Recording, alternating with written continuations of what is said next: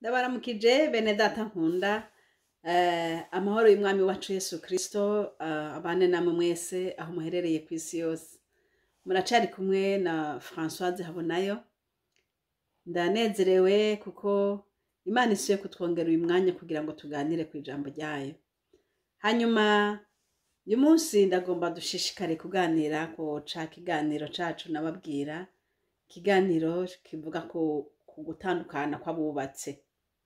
Mbega gutandukana kw'abubatse canke divorce iremewe mu bantu b'Imana? Mbega umuntu abikoze yoba akoze icaha by'ukuri canke naho ntaco yoba agize? Twifashisha ijambo ry'Imana rivuga ngo Imana yararavye ibona yuko Adamu atokwibana wenyene ngo maze ngo imutorera umufasha bakwiranye. Ndagomba kuvuga kuri iri jambo ryitwa umufasha bakwiranye. Imana yaravyitegereje irabiraba ibona yuko umuntu akeneye uwo bakwiranye. Nagomba kuvuga ijambo ry'uko umuntu mukwiranye. Imana ishimwe. Rero iyo Imana yamaze gutorera umuntu mukwiranye, ubu siniko ndavuga ingene barondera fiancé, ingene barondera abagore, donc no, ndiko ndavuga ku bantu bamaze kwinjira mu nzu yo kubaka, abantu bamaze kwinjira muri groupe y'abantu bubatse. Imana yaragutoreye umufasha, Imana yaragutoreye mutware, muraho muri iyo nzu. Imana ishimwe. Kandi Bibiliya itubwira ngo yari yabonye ko ari ibintu bikwiranye, umufasha bakwiranye. Imana ihabwa icubahiro. Iyo umuntu avuze ngo umuntu bakwiranye n'uwundi, ni ukuvuga ngo Imana iba yabyitegereje ikaraba ikagenda mu makwe yose ikabona ati uyu muntu ni ukuri nakaraka mu mara yiwe. Yesu nashimwe. Hanyuma rero mukamara iminsi mukundanye, munezerewe Imana, mushima Imana, wumva nyene ukengurukira Imana kubw'ibitangaza yagukoreye, kuko yaguhaye umuntu umutima wawe ukunze. None rero mu nzira aho Satani ntibimunezera kubona abantu bakundanye. Oya, icyakora arondera uburyo bwose kugira ngo abatandukanye. Ariko nagomba kuvuga ngo iki? Nagomba kuvuga ngo burya ikintu cegeranye umuntu n'uwundi n'urukundo. Hajya warabye umugore wawe, uramuraba mu bandi bakobwa bose, umurutisha abandi bose. Kubwawe yari image ugombye, ushimye, ushwazishije mu bandi bantu benshi, uramuzana abo wawe. Murabanye ku mugoroba mutwenga, mu gatondo mutwenga, umwanya wose munezerewe, ari amahoro. Hanyuma uko iminsi igenda mukagenda muramenyana. Nka kwa kundi ikintu kikibonera kure ubona nyene ari ciza canke urakibona uko gisa kikiri kure, ariko umunsi uko kugenda kikwegera ugenda urushizaho kubona n'utudetaye utari warabonye. Niko bimeze no mu rugo. Mu rugo uko iminsi iza ugenda usobanukirwa uwundi ukwari, usobanukirwa ukwari.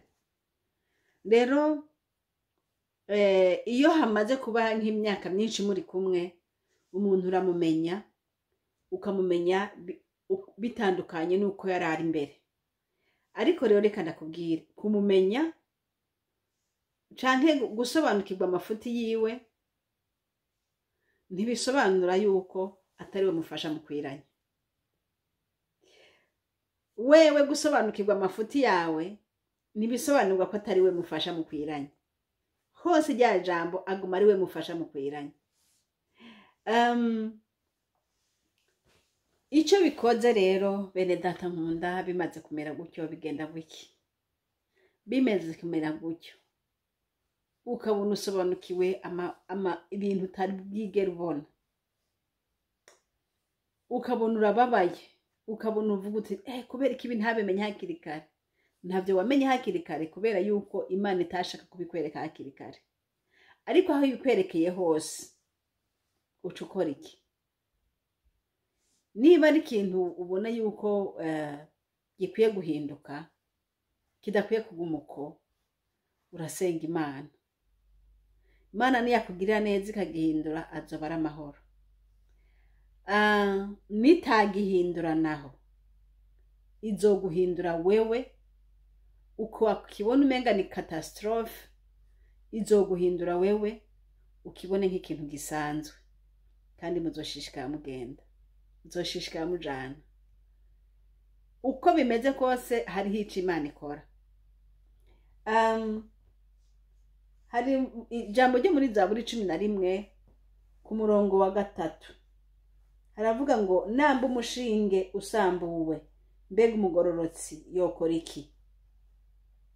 Ngo namba umushinge usambuwe, umugororotsi yokora iki? Umushinge w'urugo n'urukundo. Niba urukundo ruheze, umugororotsi yokora iki? Kandi urukundo ruhezwa n'iki? Urukundo ruhezwa n'utwo tuntu ugenda ubona, ukabona yuko ari ibintu utihanganiye, ukabona ko ari ibintu bidahindutse ntibikunda. Naho wagerageza kumuhanura, wagerageza kumubwira gute nagahebe iki Paulo heba kijya kintu shaho, bikanga. Uko ashishikara noneho kubona yuko atana umugambi n'umwe afise wo kugiheba, urukundo rwawe ruca rucurama, ukumva ntuvyumva, kumva ni gute nshobora kumubarira ntavyumve, ni gute nshobora kugira gute ntavyumve. Aha, nuko yarameze, nuko nyene ari, c'est sa nature. Gusa wewe niwe utari bwabimenye. Aho bimenye rero birakubabaje, ntibikwiye kukubabaza. Senga Imana, usenze Imana, Imana izomuhindura, kandi itabikunze kumuhindura naho nawe niguhindure ubone ko ari ibintu bisanzwe, hanyuma muzoca mubandanyana. Ibi bintu ndabivuga kubera yuko abakobwa bacu baja kubaka uyu munsi ntibababwira la realite ziri mu ngo. Bumva umenga n'ahantu h'umunezero, n'ahantu h'amahoro, bazokwama mu munezero w'ibihe byose. Kandi banyakuntunga ntibanabona n'abandi bantu basambura ngo bibapfume bibigisha ati reka dusenge, ni kubera iki? Oya. Imana idufashe rero, ni twebwe bo kwigisha abana bari nyuma kugira ngo tubereke ingene bikwiye kugenda. Hanyuma iyo umuntu rero amenya ko urwo rugo yarushizwemo n'Imana, aca arugendamwo nk'umuntu ari mu gikorwa yahawe n'Imana. Ni nka kwa kundi ushobora kuba Imana yagutumye guja gukorera ahantu, Imana iragutuma mugabo hari yasugwa ko byose bizogenda bimeze neza. Oya, hari intambara zaho, kandi izo ntambara ugiye kuzihanganira gushika uzinesheje. No mu rugo niko bimeze. No mu rugo harimo ibyiza byinshi, harimo ibyiza, harimo urukundo, harimo amahoro, harimo kubona umuntu akwitwararika, umuntu agusengera, harimo umuntu kubona umuntu eka biryoshe. Ariko harimo n'ubundi bururazi Satani agenda ashiramwo kugira ngo bikunde wewe wihangana. Maze kwihangana Satani akagushiramwo iki, ukabyara umwana, uwo mwana akakubera umururazi. Yo Mana yera, ubwo rukundo rwanyu rukaba ruriko rurababazwa n'uyo mwana mwabyaye, ivyo bigahera. Canke na hatari ugasanga nyoko bukwe so bukwe ibintu ntibigende neza, byose mugasanga ni ngorane ugenda urahura nazo utari wariteguriye. Ariko nagomba kukubwira ngo mu rugo n'ahantu Imana yagushinze ho kubera amaso no gusengera cyane, harimo ibyiza, harimo n'ingorane, ariko byose kubera Imana ariyo yagushize ngaho, ibizi ko uzobisiyumota kandi kagufasha. Hanyuma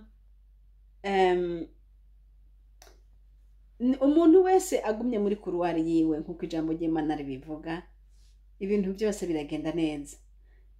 Mugore ni washishikara kubaha umugabo wawe ukamuha icubahiro by'ukuri, azogukunda kuko ajye mugabo arakunda kumva yuko ahawe icubahiro, kandi niko Mana yababwize, niko biri.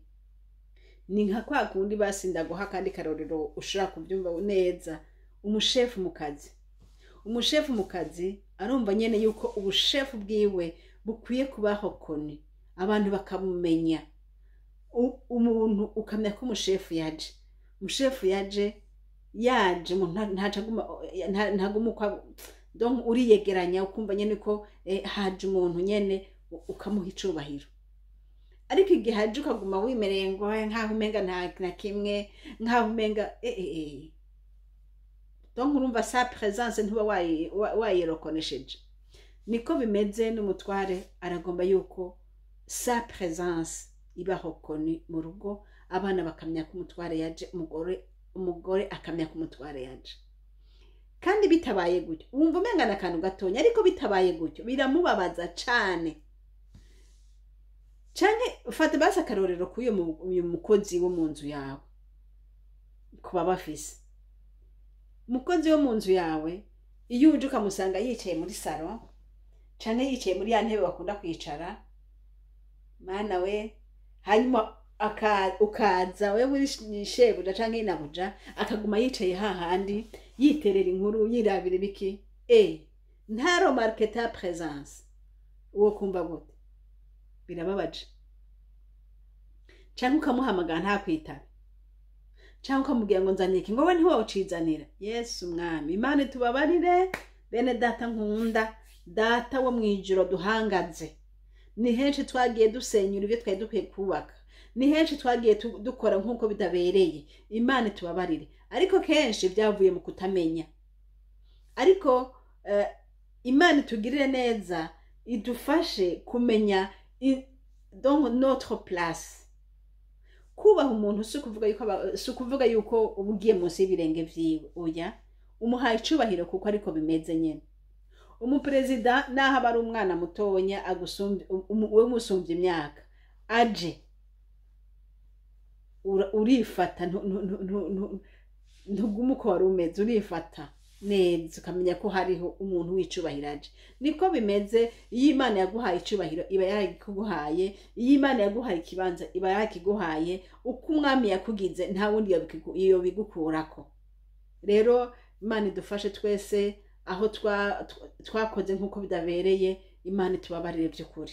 Ushaka ko warashavuje umuntu wawe, ushaka ko waramuteye igikomere gikomeye, ushaka kuba mbese waramutumye aceceka, atari ko yarakwiye guceceka ariko ariko wamurenze, Imana tubabarire cyane.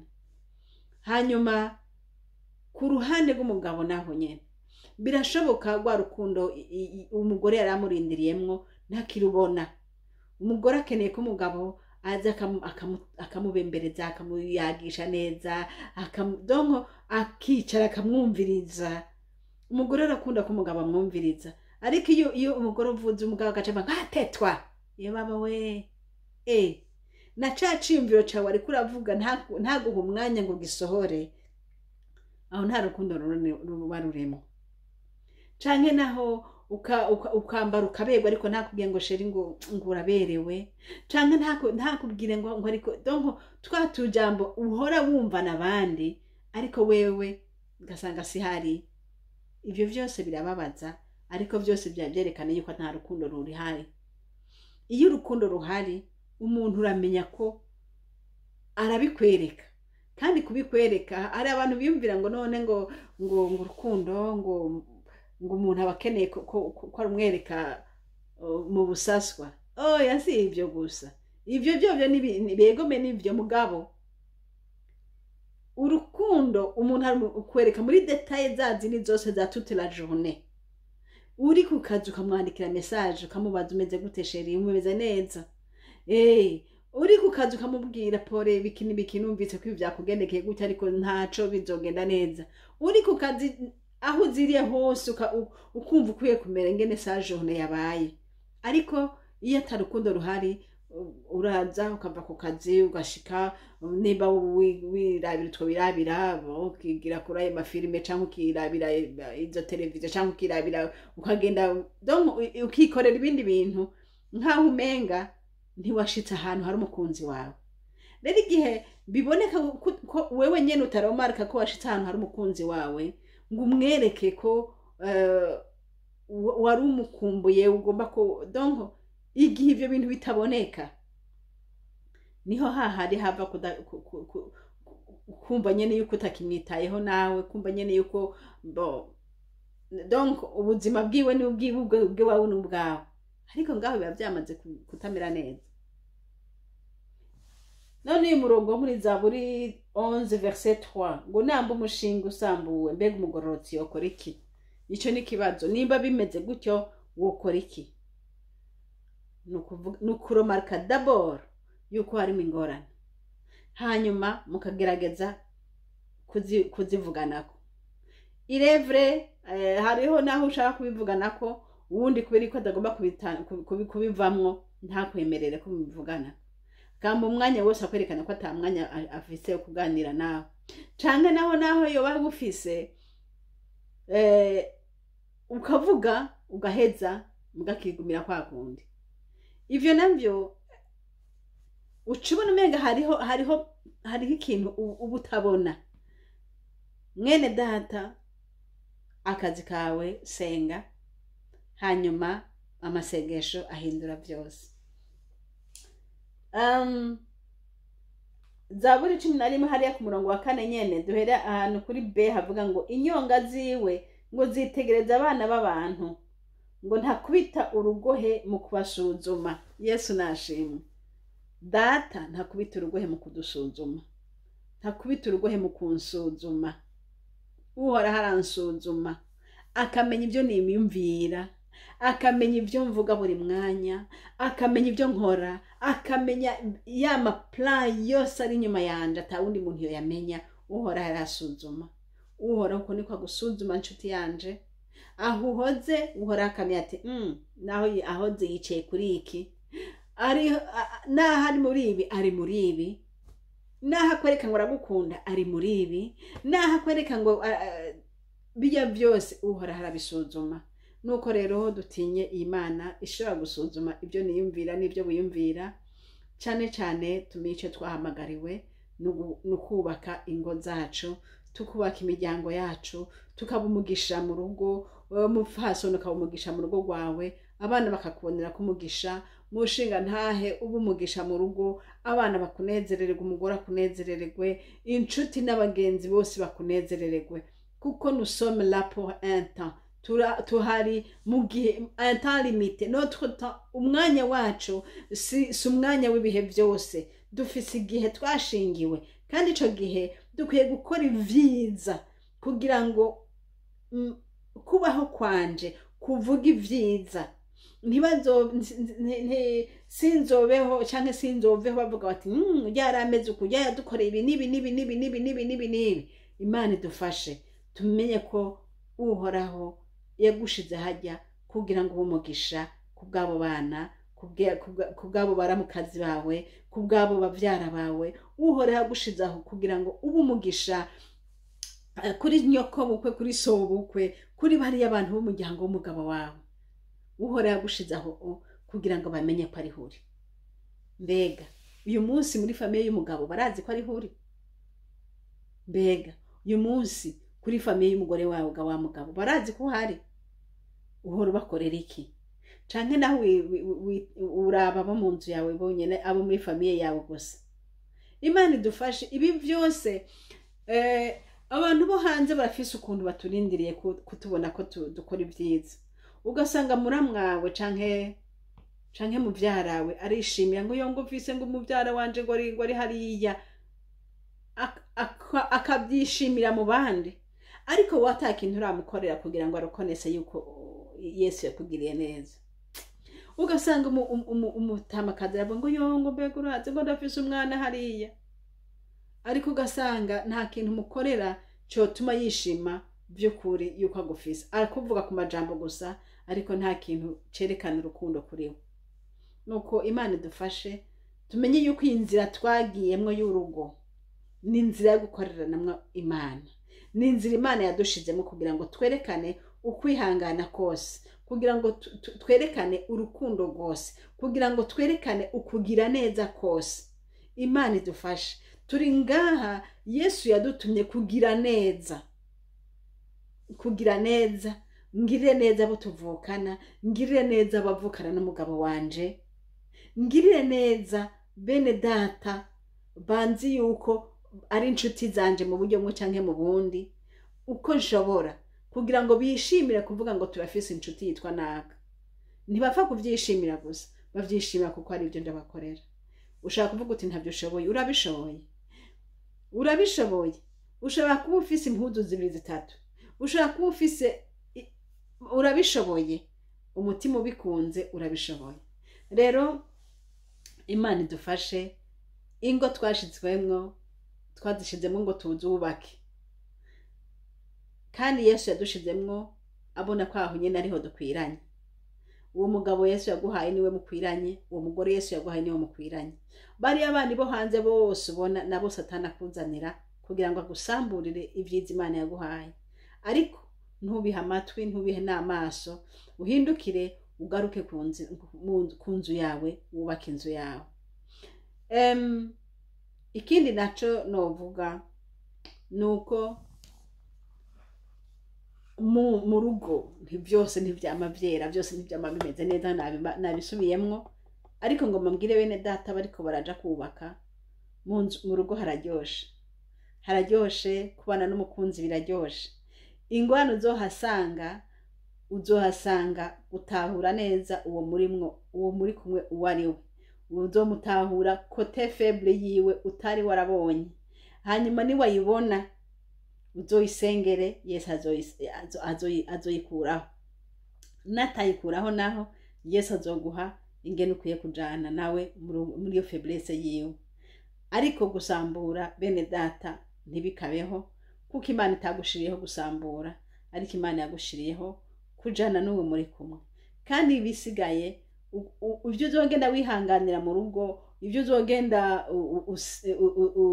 ubona ko ari ingorane, uzohora usenga Imana. Uzohora usenga Imana, Imana izogenda igushoboza, Imana izogenda igutambutsa. Nukuri birababaje kubona ata matemoignage menshi y'abakurambere bacu dufise ngo batubarire ngo bihanganye gute canke byagenze ngo iki, kubera yuko muri culture burundaise womenga kuvuga ivyo mu ngo womenga n'ibintu bitavugwa, ariko byari bikwiye kuvugwa kugira ngo abantu bari inyuma bagende kubaka bamaze kwitegura, kandi bagende bafise uyu mutima wo kuvuga ati ejo ninasanga bihindutse bizogenda ngo iki. Duhora twubyumva gusa babitubarira igihe bariko baratugirisha mariage, niho bakunda kuvuga ngo none jo ngo niyamugara, ngo none jo niyagenda gutya, ngo uzogira gute, ngo uzovyihanganira. Iryo jambo ryonyene ni kujya bakunda kutubwira, ariko la réalité ntibakunda kuvyigisha ko ngo abantu babimenye. Nuko rero bene data, niba mufise intahe zo gukomeza bene data mu vyingo, karibu twigishe inshuti zacu, karibu dushingire intahe Yesu, karibu tukomezanye kugira ngo tubwirane yuko uru rugendo rwo mu ngo ni urugendo rwo kugendamwo, kandi gushika umunsi Yesu azoduhamagarira. Ni urugendo rwo kwihanganira, ni urugendo rwaho Yesu yaduhaye aho tudevelopa urukundo, Yesu yaduhaye aho tudevelopa kwihangana, Yesu yaduhaye aho tudevelopa gutahura umuntu. Yesu yaduhaye terra nziza yo gukoreramwo. Nuko rero Kristo Yesu abahezagire mwese, abariko baranyumviriza, data wo mwijuru abaha umugisha kandi abakomeze mu ngo zanyu. Reka dusenge. Data mu izina rya Yesu Kristo, ndasengeye mwene data wese anyumvise muri kano kanya. Hariho uyunyumvise afise ibibazo binini cyane mu rugo. Mu izina rya Kristo Yesu Munyanazareti, ndafukuye ibyo byose umwansi yafutse, ndabifukuye,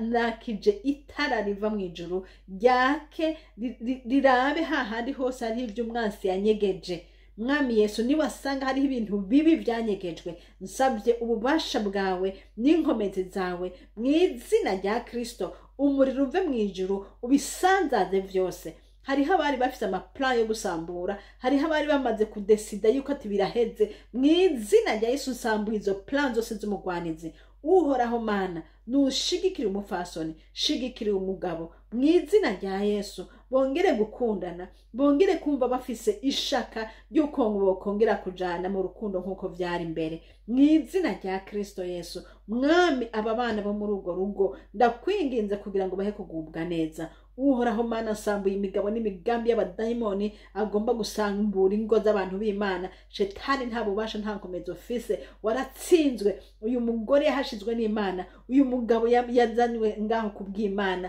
None mu izina rya Kristo Yesu nta kintu na kimwe ushaka gukora cyo kubatandukanya. Uhoraho aguhane Satani uri kurasambura ingo z'abantu b'Imana. Mwami Yesu, ndagushimiye ko uri umwami ushigikira aba bafise ingo ziriko zirasambuka, shigikira aba babona ko fondation iri kwirahera. Mwami Yesu, wewe nyene subira uramire ibigira bitembe, kandi uhezagira bene data bagendera mu rukundo, uhezagira abafise ingo, uhezagira abo bose washize mu ngo. Mwami Yesu Kristo, ubaha umugisha kandi muhemu yera ubaje imbere, ubigisha ingene bakwiye kujana bafatanya amaboko. Ndagushima ko vyumvise ukoze n'ibirengeye ibyo nsenze, ni mu izina ryawe ryera Kristo Yesu, amen. Uhoraho Imana abaha umugisha mwese, amen.